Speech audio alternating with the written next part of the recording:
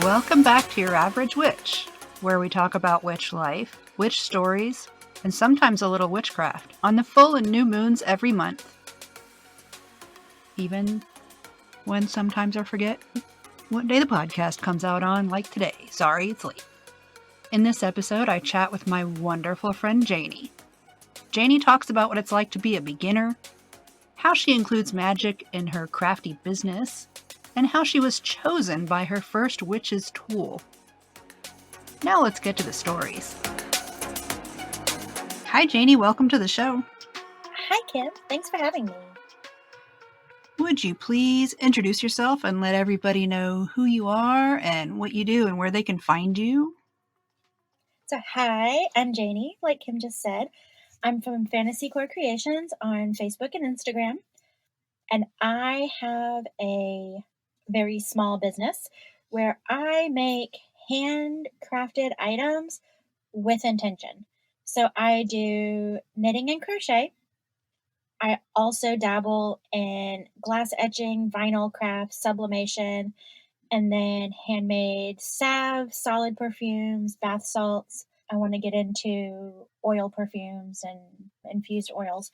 But all of the things that I make with intention. So if I'm doing a shawl or a scarf, I put the intention of being safe or, feeling protected and feeling loved in it. Or if I do a custom item for somebody, I can put whatever intention you want into it. And like the glass etching, I can do runes and things like that. I put intention in my salves, my perfumes, my bath salts. Yeah, some undercover witchiness there. So what made you want to do that? I have always been a little bit crafty. I've had a lot of hobbies throughout my life, and I tend to jump from hobby to hobby. And each new thing I pick up, people are like, oh my goodness, that's so cool. You should sell it. And I was like, you know what? I should. So I'm trying to. But the knitting and crocheting, I've been doing that since childhood. I actually don't remember learning how to crochet. My mom and both of my grandmothers crochet and knit, and I just kind of picked it up from them. So I really like doing those because not only do I feel connected to like my personal ancestors, but I'm starting to feel a little bit more connected to, all of the women in the past who have done the creating and the making of things for their families. And if you go to my shop, or if you have seen maybe in Anahata's photos, some t-shirts with the bumblebees and the air freshener that I have in my Etsy shop, those were actually made by Jayne of Fantasycore Creations. Yes, that was me. It's so much fun when I see like posts of your things on Instagram or Facebook, and I'm like, ooh, I helped with that. So what does it mean to you when you call yourself a witch? It means that I'm free to be who I've always felt like I was. If that makes sense. It means that, like the women throughout history who were called witches, because most of the women weren't necessarily practicing witchcraft. They were loud and they weren't meek and humble and quiet people that could be oppressed. They took up space and they were different and opinionated. And for me, being a witch allows me to be that way. Plus, it also allows me to heal my inner child and be that, fantasy loving child that I always was. Now, you mentioned your fiber arts help you feel connected to your ancestors. Do you have any family history with witchcraft? Probably not. Not that I know of. I know my little sister started practicing about the same time I did. If you heard my little snack size blurb about my first, it wasn't even a spell, thing that went horribly, horribly wrong, she was 1/3 of that equation.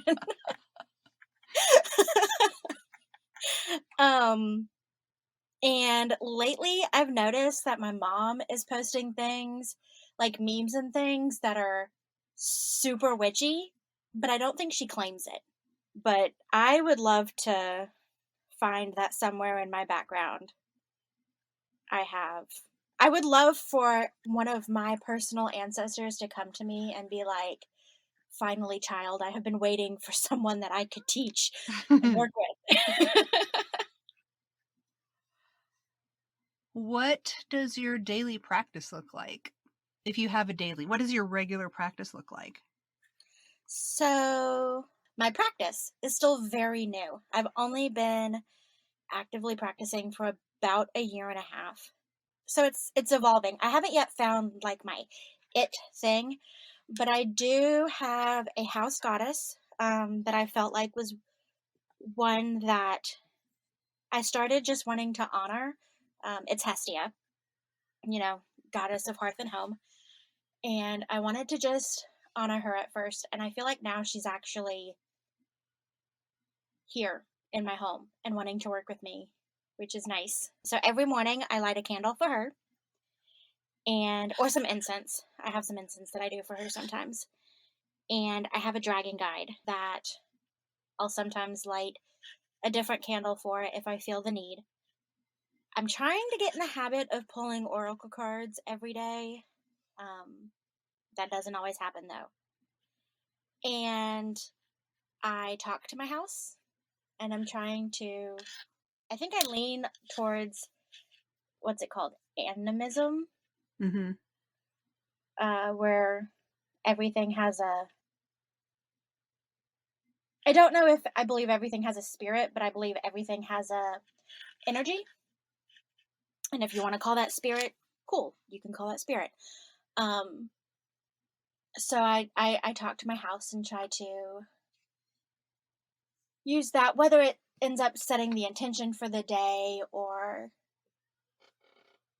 makes my house happy. I don't know, but it makes me happy to do it. So I also have starting to work with color magic and crystal magic, and I have a crystal bracelet for every day of the week except for Saturday because that one is, what is it? Obsidian and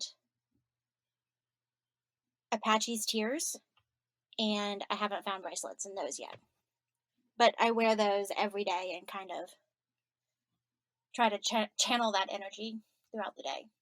How would you say witchcraft has changed your life? Yes. I guess to answer that, I have to explain a little bit of my background first. Just say Um, yes. Next. sure. Well, I mean, it's helped me take life a little bit slower. I was always having to like work every minute that I could to keep myself alive and in a house. Um, but now the ritual of doing certain things, like making my coffee or making my tea, I'm focused on that. When I light a candle, I'm focusing on that. So I'm not constantly looking towards the next thing. Plus, I feel like it brought you into our circle, which I'm happy about. Oh, oh, most definitely. I would be a sad, lonely little child. Well, not child, but I would feel like a sad, lonely little child. What would you say is your biggest motivator in your practice?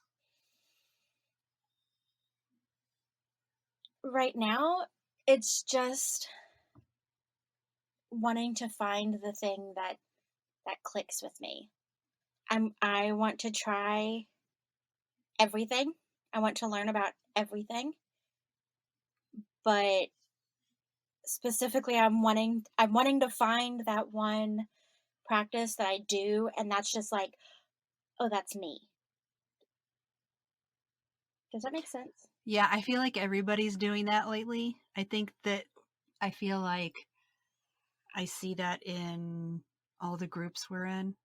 And you and I are in a lot of the same groups. I We feel like are. a lot of people are searching right now, and I think it's probably because of the seasonal change and the shift. I think it's just a shift that we're all doing that again. I think it happens in waves. I'm also still in that, I don't know what I'm doing. I have to learn all the things stage. And I'm in everything I do, I may learn the foundations and you have to learn all the things before you practice things. So I'm still in that, which I take a little bit too far sometimes. I see the value in that mindset, but also there's so much to learn. If you do that, you're never going to end up practicing. Oh, trust me, I know. Just jump in. Just jump in and try stuff. You might burn your house down, Scary. but probably not. That's scary because what if you fail and burn your house down? Then it sucks. Hopefully you have insurance. We do. We have good insurance. Here is something that I know that you deal with based on previous conversations, and I know I've admitted that I deal with it. What do you do about imposter syndrome? I doubt everything that I do in everything, and I cry for a couple days and feeling like my whole life is a lie. And then I remember I have Yes. a support system, uh, which is, you and your group. And I go to that support system and I tell you all how I'm feeling, and you all remind me that everybody does that. That like life, your craft has ups and downs, and you make mistakes and you learn from them, and it doesn't mean that you suck at everything. And then you specifically tell me that you know that I have had successes and that they're there. The failure was just talking louder than my success was. So, So find yourself community people. yes, even if they are online and you find them because you pay to be friends with them, find them because it's worth it. That makes me feel weird. That makes me feel really weird. It shouldn't, because now it's like I honestly, the reason, so not so shameless plug for Kim's Patreon right now. Unsolicited. This is unsolicited. It's just from me. I started getting it because I wanted a witchy monthly box to help me grow my practice and help me find different things to work with and use and try. But when I first was looking through your options, the biggest thing that drew me in was the Marco group. I did not expect it to be as big as it is. Or as big as it's gotten. What It do you wasn't mean quite as by big when I big? started. Like, how many people? In my group? Yeah. I thought it was only going to be like 3 or 4 people It talking feels like it at is first. only 3 or 4 people. How many people are in No. it? Now I have to look. There's like 30 people that I'm are legitimately in it, looking. but then Yeah, but they don't all participate. no, but Oh, a it lot says of them. 30. Oh my god. I can't tell Oh if it's no, like hold on. I didn't know it was crushed wood. beyond. I didn't realize it was 30 people. Yeah. Because only like 5 of us talk regularly. Also, I'm bad at math. It might be more than 5. It is more than 5, but not all of us talk all day long, but yeah. But it's so helpful. Like, I would much rather pay for your Marco group than go out and get coffee once a month to meet people face to face. Does that make you feel That less weird? makes me feel like we need therapists. I mean, you probably do. Because if I told my therapist that, she'd be like, let's talk about that. But we're getting I can't words today. Socialization. We are talking. We have community. I just don't have to go out in public. It does feel safer. It feels a lot safer. I feel like people are more genuine on there because we see each other. Oh god. At the bottom. At the bottom. You know, we see Kat when she's spent hours on her makeup and is, I was going to say it and is gorgeous, but she's always gorgeous. But when she's in her makeup, it's just a whole different thing. Yeah. We see each other first thing in the morning when we haven't even really opened our Brushed eyes. anything. Yeah, literally, it's dark in the room where we are. Yeah. We have not gotten out of bed. We're still in bed.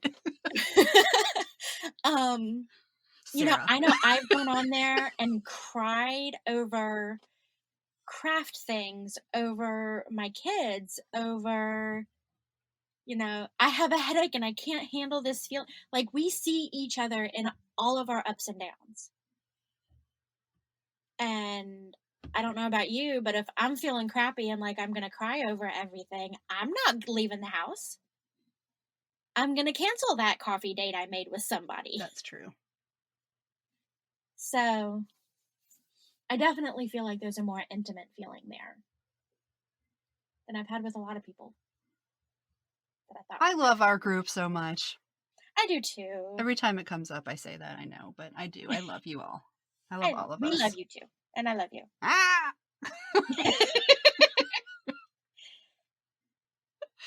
So, what is your biggest struggle when it comes to witchcraft?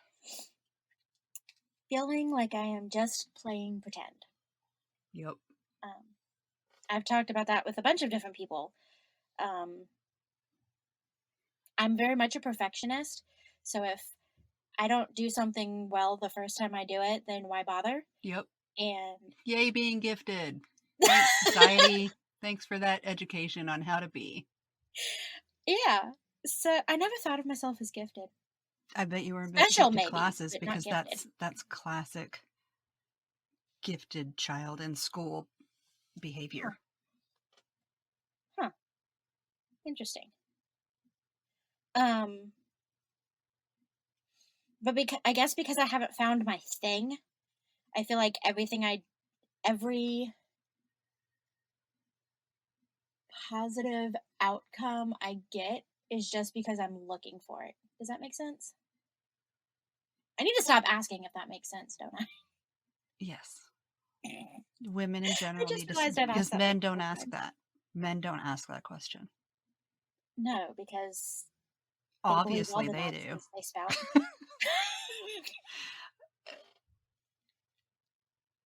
That made me lose my train of thought.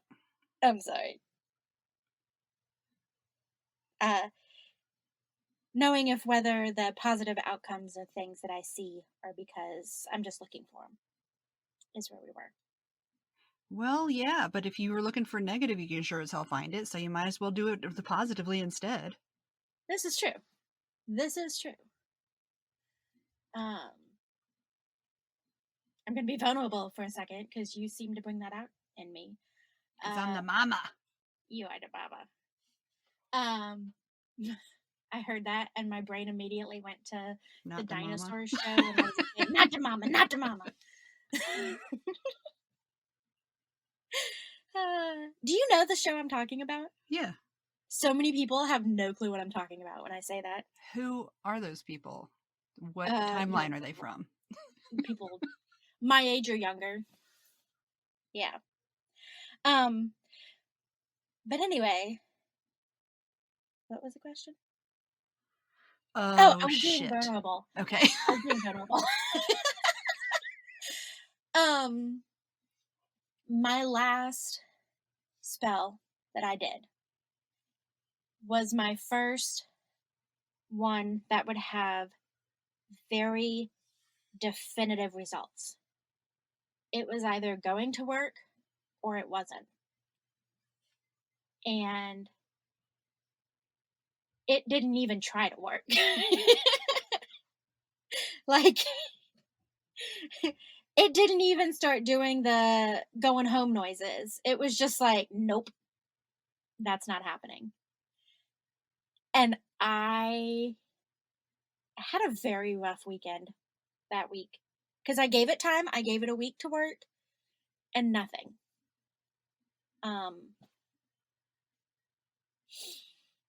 So that was hard, but you all reminded me that there have been successes. I've done a money spell where I immediately turn around and find things that I need super cheap. I've done oracle card pulls that have been spot on for situations. I've had huge success with my pendulum. What do you have any long-term goals for your practice? To get to where I don't feel like a fraud. Good luck with that. um yeah, I know. No, seriously though, I just want to find like my thing, whether it's spell jars or fire magic or bath magic or kitchen witchery. I want to find my thing where I can say I can do something for that and I know it'll work. I don't understand anyone who feels like they that nope. So I'm in good Well, company. Okay. good luck with that. Like, but do you have a thing that you No, okay, what? I I can't need even to be like a normal person who isn't magic. Like normal adult things. What? that's because normal adult things are stupid. Well, no. I have things that I feel relatively secure in doing, but do I think it's going to work every time? Absolutely not. Okay, but most Because of the the time, universe is infinite. this is true. No, But how many success stories have you had from I have no your idea. I rune don't count. necklaces I that don't you've do made? that. You don't do I success know stories? of one, Oh, and I have not asked anyone else. oh, okay. What brings you the most joy in your practice? Right now, it's finding something new to learn about. I am a huge book nerd, and if I can find some new thing that I can hyper focus on and learn all the things, I am a happy little gremlin. Like that just makes me so happy. Um, or when I use my pendulums. Uh, I've always connected well with pendulums, and they're part of what first got me into witchcraft a long, long time ago. Um, so yeah, books are swingy rocks.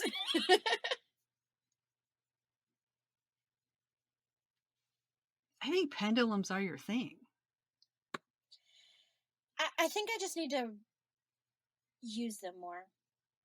That's actually going to be in my answer to one of the questions later about my first pendulum experience. What witchy thing do you geek out about? All the witchy books, obviously, and the Fae. Uh, I was that child that was super drawn to fantasy things. Um, I wholeheartedly believe in fairies and brownies, dragons, all of that. Um, I've quite often could swear that there was something out of the corner of my eye, and when I turn around, it's not there. Um, so having some sort of validation that that is real, that that is a thing, it makes me so happy, and I can talk about it for so long. I love gnomes, fairies, like, oh, love them, love them, love them, love them. What are your thoughts on familiars? I'm First, not sure. how do you define a familiar? I'm not sure. Okay. um, I'm honestly not entirely sure. You recently had Tanya Brown on, who said that a familiar was traditionally a familiar spirit, not always an animal. Um, and that's kind of sat in my brain, and I've been ruminating on that.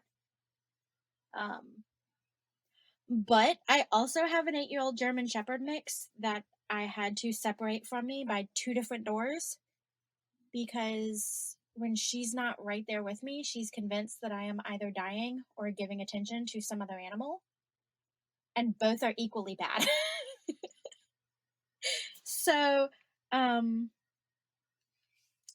could she be considered my familiar? Possibly. I just think she's obsessed with me. Do you do anything with her in a magical way? No, but I am interested in learning about how. I do like to focus on her. She's a very calm dog most of the time, and especially if I'm anxious, she kind of chills me out. So I would be very interested in working with her. I don't know how.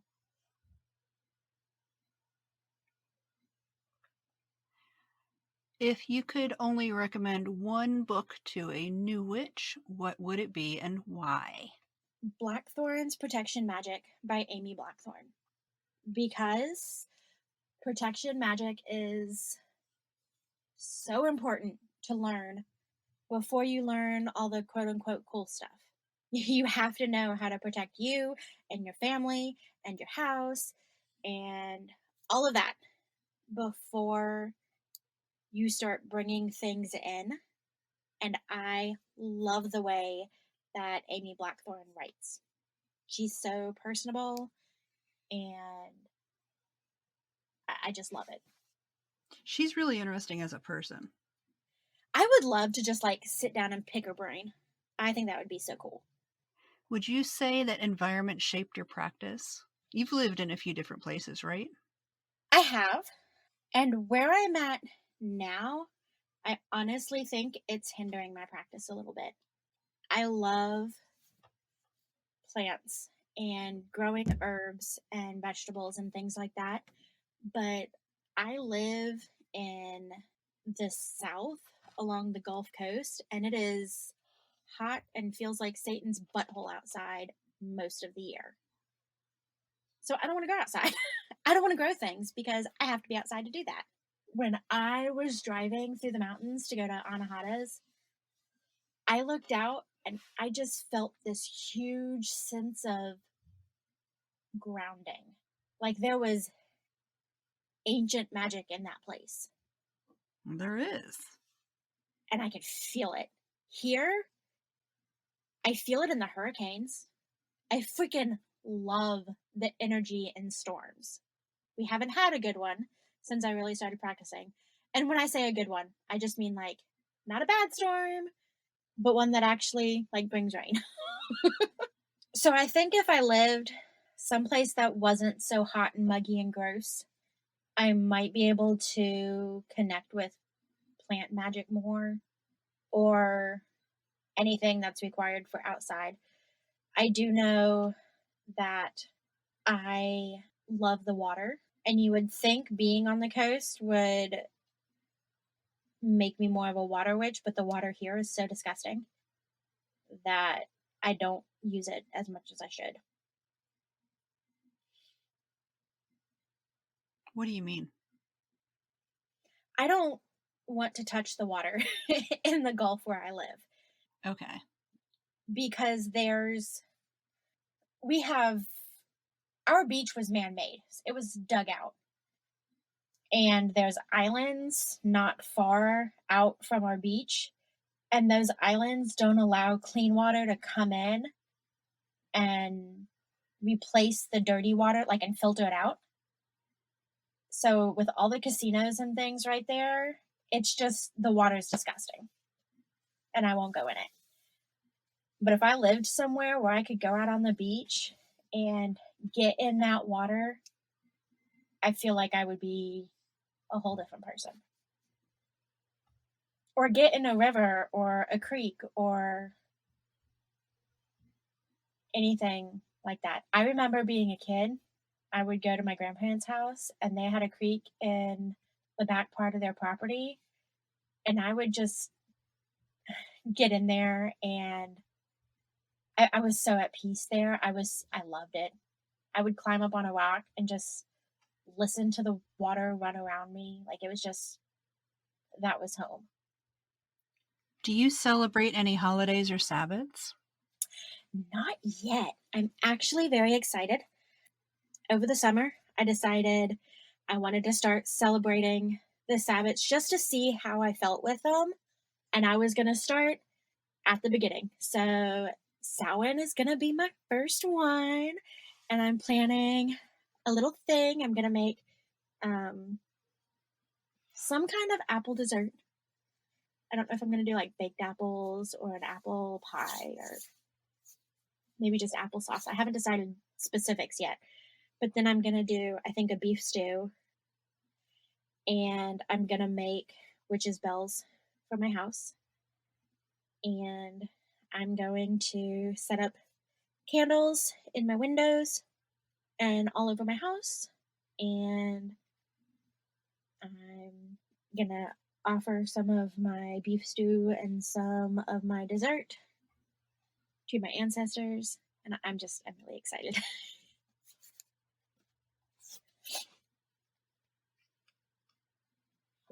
And if I had to pick a favorite, it would probably be Yule, mostly because I love Christmas. And I love Christmas because I'm a gift giver. I love giving gifts. Me too. Of course, I love getting them. Love language. Presents are fun. Mine are too. That's my love language. Yeah. Oh, most definitely mine too. I keep trying to tell my husband, like, he doesn't have to get me something big. When he goes to the store and sees a candy bar that he wants to split with me, exactly. Like, my heart gets so happy. Yeah. I'm like, oh my God, you thought about me. You do love me. Plus, I'm really happy that I can decorate my house and stuff for Christmas/Yule without having like angels and baby Jesus, because I grew up in a very conservative Christian house, and I was always like, I don't like it. But now I can do like deer and Krampus. Yeah. Yes. Let him eat my children. No, wait, no, I didn't say that. Do you have a coming out story? Yes, I do. This is the pendulum story. I almost told it too soon. So a long time ago, I'm talking like 10 years ago, so way before I ever even thought about practicing, I was in this tiny little like knick-knack store. I thought it was just like a knick-knack store. And I was looking at things and just kind of browsing around. And the owner came up behind me and she was like, "Did you bump this table right here?" And I was like, "Oh my goodness, I don't think so. I'm sorry. Did I knock something over? Did I break it?" I was freaking out. And she was like, "No, no, no. I just noticed these." And she pointed to, I had no clue what they were at the time. Turns out they were pendulums. And they were all moving. All of them. And I was like, "Oh, well, I don't think I bumped them, but maybe I did." And she was like, "Well, will you do me a favor?" And I was like, "I don't have the money to buy all of them." But I didn't say that, obviously. And she was like, "Could you just walk to the other side of the room for a minute?" I was like, "Okay." So I walked to the other side of the room. And she was like, "Okay, now can you," like, I waited for a minute. She was like, "Okay, can you come closer now?" And I walked up closer next to the table, and the pendulum started moving again. And some of them were just like vibrating, but there was one in particular that was, he was moving. Like, you would think it looked like a child on a swing. Like, it was going. And I was like, "What is that? What is that?" And she said, "This is supposed to be for you." And I said, "Ma'am, I didn't bring any money with me." And she was like, "No, this is yours. You can have it." So I took it home. She told me how to ask it yes or no questions. And she was like, "Keep it on you. Um, it'll connect with your energy, and then you can use it to help make decisions." And I was like, "Okay." So I did. I kept it on me. I would watch it move when I asked it questions. I only ever asked it yes or no questions because that's all I knew it could do. But that got me started thinking about how everything has energy and how my energy might affect something else. And that's where it all started. Have you asked your pendulum if that's what you're supposed to be doing? Because it feels like that's your thing. I've never had that experience. You haven't? I've never used a pendulum. See, Sarah said the same thing, that she's never felt one that she connected with until Anahata's. She found one there. I'm so happy for her. I need to ask my pendulum that. I need to. And I have several. I have one that I use to talk to Hestia. I have one that I use, like I only talk to Hestia with that one. I only talk to my dragon spirit with one.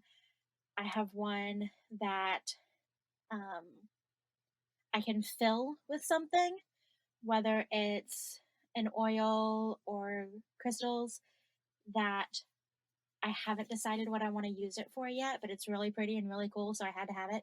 And then I have one that I use to like help me open my chakras or close them if I need to close them. Yeah, I need to ask it. I love pendulums. What do you dislike about the witch community? I know a lot of people have said this, but the gatekeeping. Not necessarily. I mean, yes, the gatekeeping, but more specifically, that there are so many people who look down on people who are new to the craft. And I guess forget that everybody has to start somewhere. We don't all understand the words that you're using because you're talking at a high school witch level and we're in kindergarten. Yeah, if you want to be fancy and say Deosil or Wittershins, that's fine, but give people a break. Right? Right. What do you love On the about the other witch hand, though, community? on the other hand, when you find your community, they are literally your life support in the craft.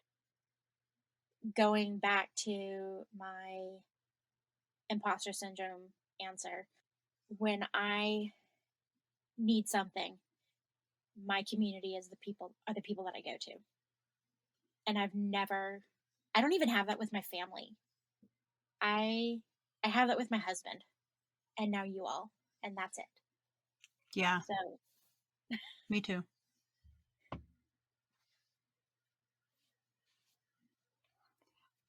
Do you feel like social media affects your practice? yeah, social media is basically how I learned about my practice. Don't come for me. I didn't know. I started learning things on like Witch Talk. Don't do that anymore. You There are can. I mean, some there's really good. new stuff pops up there all the time. There are some really good witch talkers. There are also some not good ones, and you can't always tell by what's on the For You page or what's gotten the most likes. You have to know how to find the good ones, and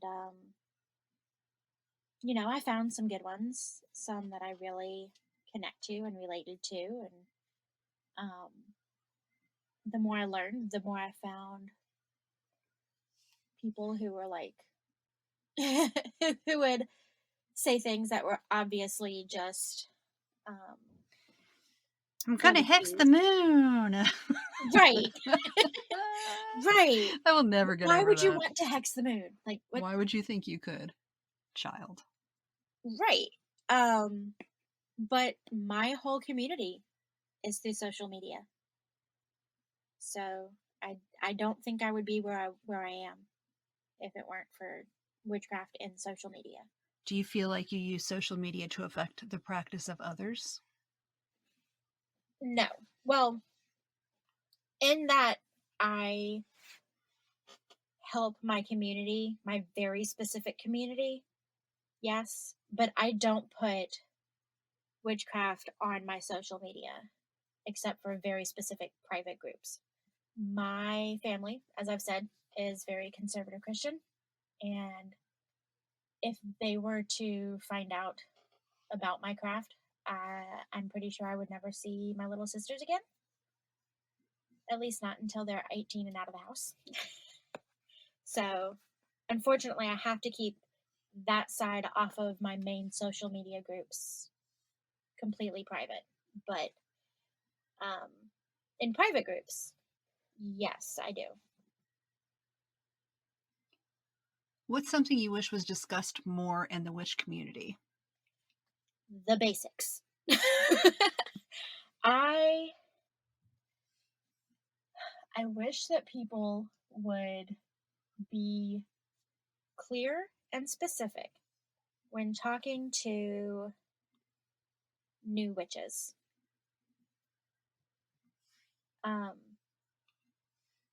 I know I told you this story. I don't remember if it was when we were recording at Anahata's or if it was just in conversation. But when I first started, I heard about setting intentions, and I had no clue what that meant. So I would ask people, what does it mean to set an intention? And they would say, well, just tell it what you want it to do. Okay, well, can you give me an example? Well, it's private. Okay. What? That's not. Not asking you to tell me yours, dummy. Right? I just want an example. Well, it can be whatever. Okay. Can you give me an example? No. Next. Well, yeah. And basically, they would be like, no. That's So, unhelpful. right? So I spent the first, I don't know, maybe 4 months of trying to set my intention.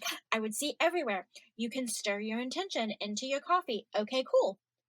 That I can understand that. Make sure your intentions are positive based. So don't say I'm not going to do this. Say I'm going to do this. Okay, cool. Positive based. Say it as if it's already happening. So instead of saying, you know, I want this, make it I am this. Okay, cool. I can do that. So then I would be like stirring into my coffee in the morning, being like, I intend to have a good day. I intend to be protected. And I feel like the universe was kind of like, no shit, Sherlock. So, be nicer to the newbies. That's just in general, people should do that. Right? Like, nobody wakes up knowing everything. So, even now, I feel like the big secret with intention is nobody actually knows how you're supposed to do it. So, nobody wants to tell because nobody knows what they're doing, is what I've come to the conclusion. But it's also so individualized. Right? And I just want, I just wanted somebody to say, like, yes, when you stir your coffee, start with positive affirmations. I am strong. I am smart. I am worthy of love. Start with that. And then once you move past that, then you can do the more specialized, more specific intentions. But nobody told me that. Is there a witch that you envy? There's a lot of them. Any witch that knows their place, I envy. What does that mean? Like, you've had Andrea of Appalachia. She knows her place. She knows that house is where she belongs. You mean place as in a physical location? No, like her security, maybe? Like, she knows that on that mountain in that house is where her spirit belongs. Working with the plants, canning all her vegetables. That's her. Farm Wife Witch, you had her on and she knows she's a fire witch. You've had Casey from Casey's Corner on. She knows she is a political witch with fire witch leanings. Like, they have their niche, and I kind of feel like a fish out of water.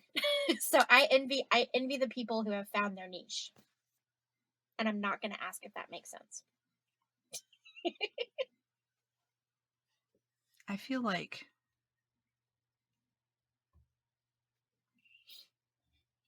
you have found your niche.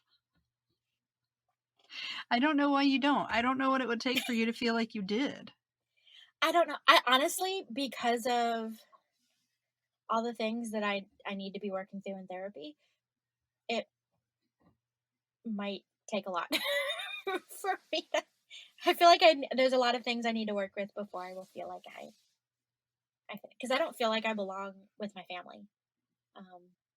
Not my husband family, but like my parents. And in fact, I know I don't belong. I don't fit in with any of them. I never belonged growing up. I always felt separated. So I always felt not good enough. So I think it's going to take a lot of therapy for me to be comfortable with, this is my thing. This is what I'm going to. Well, you might not have belonged with them. I don't feel like I belonged with mine either.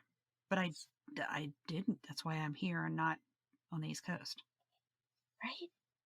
I mean, not a physical location, but yeah. I mean, that's where they are. That's why I'm not there with them, because I didn't. Luckily, I only live about 45 minutes from my dad and my stepmom, but I only see them like when I plan on seeing them. There's no like dropping in.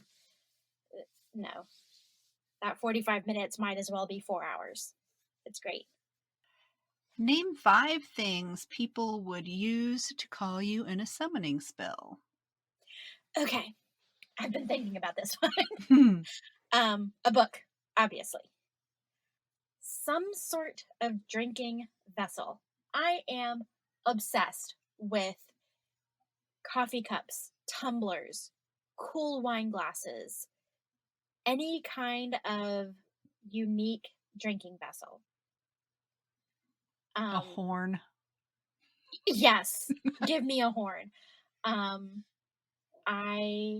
am going to the Renaissance Fair, and I found a cool bottle that had root beer in it, and I hate root beer, so I made my daughter drink the root beer so that I could have the bottle. Jesus. Yeah, I just have it's a problem. picture of you holding her down. Drink this! No, but I made her a deal. I was like, you can have this, but I get the bottle. And she was like, are you all paying for it? I said, yes. And she was like, okay. Cool. So books, some kind of cool drinking vessel, food, popcorn specifically. Popcorn will always get me, but food, bread, stew, brownies, I don't care. Some kind of food. Some kind of crafting supply. Right now, the obsession is yarn, obviously. And a blanket. If you have like a cozy blanket, yes. Yes. Who or what would you say are the 3 biggest influences on your practice? So I'm going to cheat a little bit and put you, Macy, and Charlie all in one. Oh, okay. That's all in one. I will say the first TikTok witch that I found that I actually felt some sort of connection with. She does a lot of Reiki, and a lot of them I would watch and like try to feel something, but with her, I could feel it. Like there was a connection there. Her name is Sweet Venom on TikTok. Her name is Sweet Venom. healing is her whole handle. And she is chaotic and crazy and amazing. And she's helped me a lot in just figuring out everything that's been going on. She's the one, I was talking with her, and she said, "How do you feel about elementals?" And in my brain, I was thinking like the elements. And before I could respond, she said, like the fae or dragons or gnomes and those were the first things that she said. And let me tell you, I have gnomes all over my house. I'm obsessed with them. I have a fairy tattooed on my leg, and I'm going to have a dragon tattooed on the other leg because that represents my husband to me. My husband is dragon energy. And I was like, "Are you kidding me? Those 3 things you mentioned, those are my things." And she said, "I thought so because I'm sensing you have something there with you. I'm not sure what it is, but I'm getting the feel of fae around you." And she's the one who taught me a lot of like my pendulum things and how to use it. And that's how I figured out my dragon is actually a water dragon. Um, yeah, she's amazing. I love her. And then a third person. It's hard to narrow it down to just 3. Can I just say your group? Yeah. Can that be because an I didn't entity in say and a of itself? person. It's just I said thing or. Oh, okay. Oh, influences. Yeah. So yeah, your group. There are so many different types of witches in there, and not just like, oh, I'm a kitchen witch or oh, I'm a eclectic witch, but witches from all walks of life who are so different in the things that they are into personally. There's super nerdy witches like me, and then there's, you know, Andrea with working with the nature spirits that she works with, and it really opened up my eyes as to what witchcraft can look like. And it's not just long nails and crystal balls and black clothes. What would you tell somebody just starting out? Don't be read everything you can get your hands on, but don't be afraid to practice. You can very easily get to a point where you have all of the book, well, not all of the book knowledge, but all you have is book knowledge, and then you're scared to do the practical work. So yes, read all the books, do your studying, do your learning, but practice alongside it. And find your community. Kids Yeah. is a great one. Oh, hey.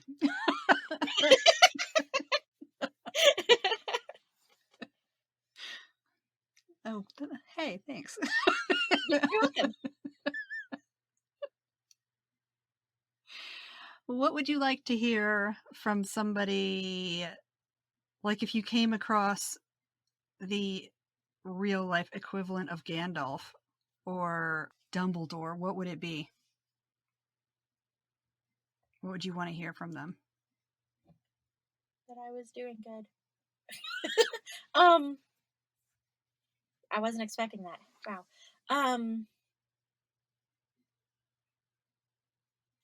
Well, Gandalf and Dumbledore are 2 very different people.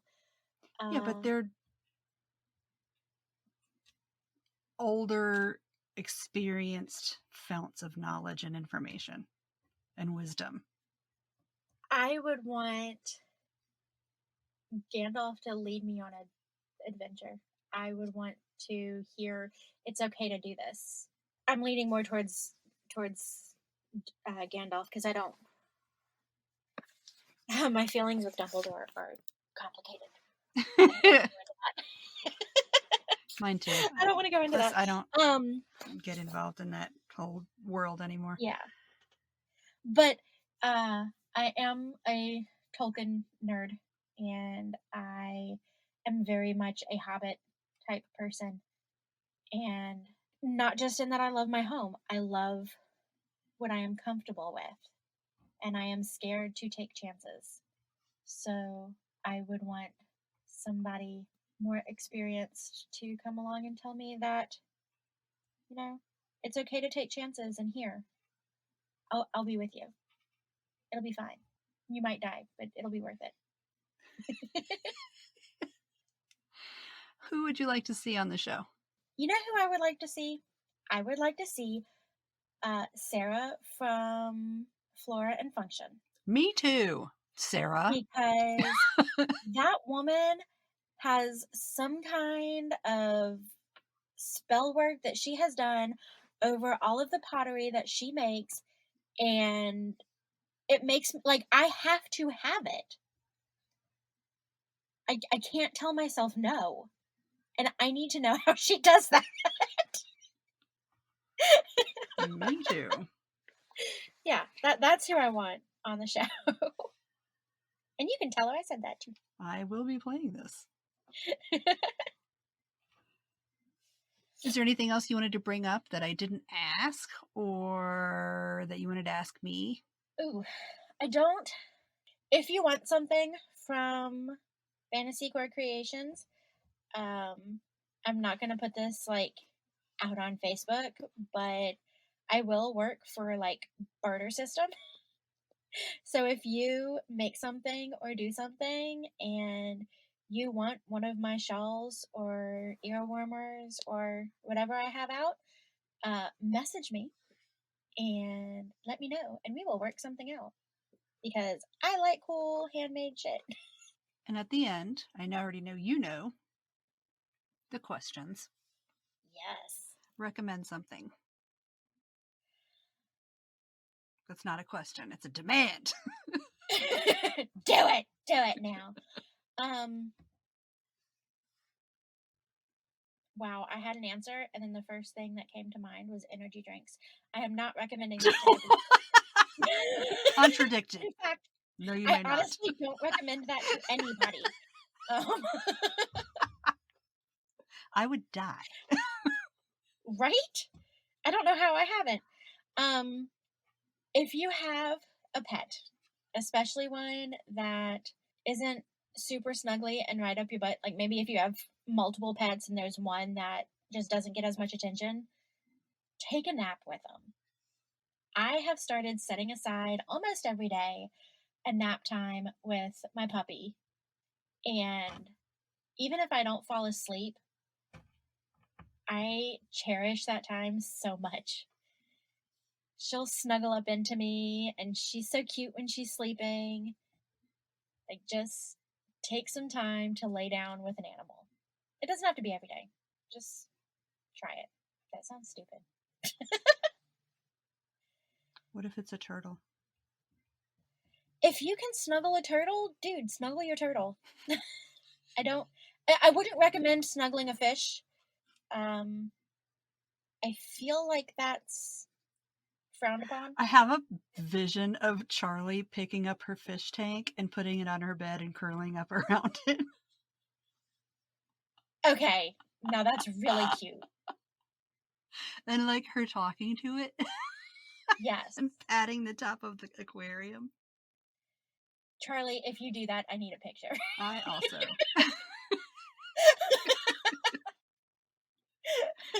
Last question. Tell me a story you love to tell. It's not even a question, it's a demand again. Okay.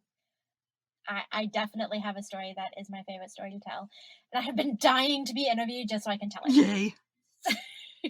So, let me set the scene. I am in my mid-teens, live out in the country. We have a small farm with horses, goats, chickens. What? Yeah. Yeah. You're holding out. I grew up doing like farm shit. Yeah. And I've always been an avid reader with a big imagination. Okay? Keep that in mind. I just finished reading The Time Machine. H.G. If you Wells. haven't read it, spoiler alert, there's a part where they go into the future and there are two types of people. One that lives above ground and they're happy and terrified of the dark, because the other set of people live underground and basically treat the above ground happy people as farm animals, and they come out at night and steal them and kill them and eat them. Terrifying, right? Is this H.G. Wells? I think so, yes. I have not. Okay.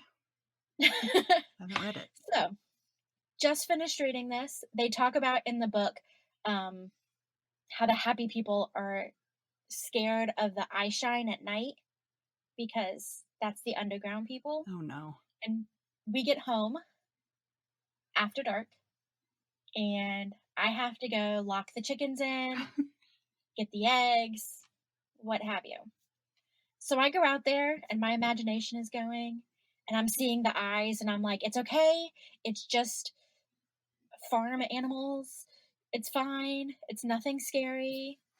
Go up into our hen house. Our hen house had 3 little steps to get up into it. And then we had chicks in there. We had babies. So we had a board across the bottom of the door that I had to step over. So I step over that. I'm getting up in the eggs because I don't have my flashlight because I'm dumb. And I am right up in the boxes, and all of a sudden I see this long pink tail hanging out of one of the boxes. That is not a chicken. Chickens do not have long pink tails.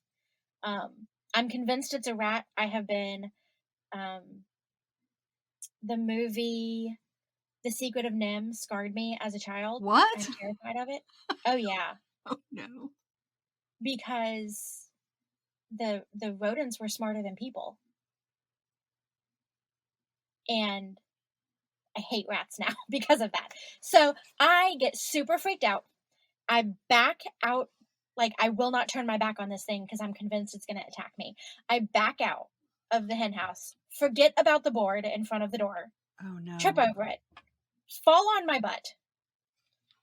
We had a dog that was part border collie at the time, and he walked behind me, but just far enough away that the very end of the hair on his tail brushed up against the back of my arms. Ugh.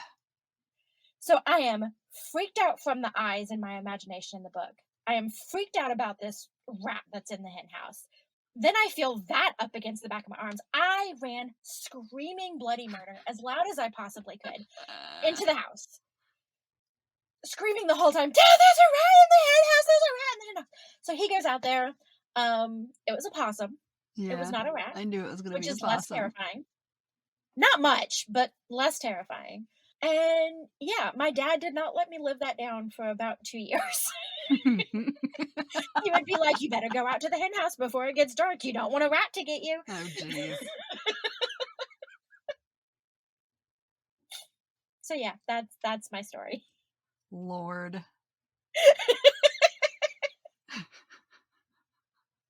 Yeah. I love possums. They're not good for horses. Probably not. I don't remember what it is that they carry, but they carry something that they can give to horses that will kill them. At least that's what my dad told me. Who knows if it's true. But yeah. Well, thanks for being on the show. Finally. Thank you for having me. I hope that I can be helpful to somebody.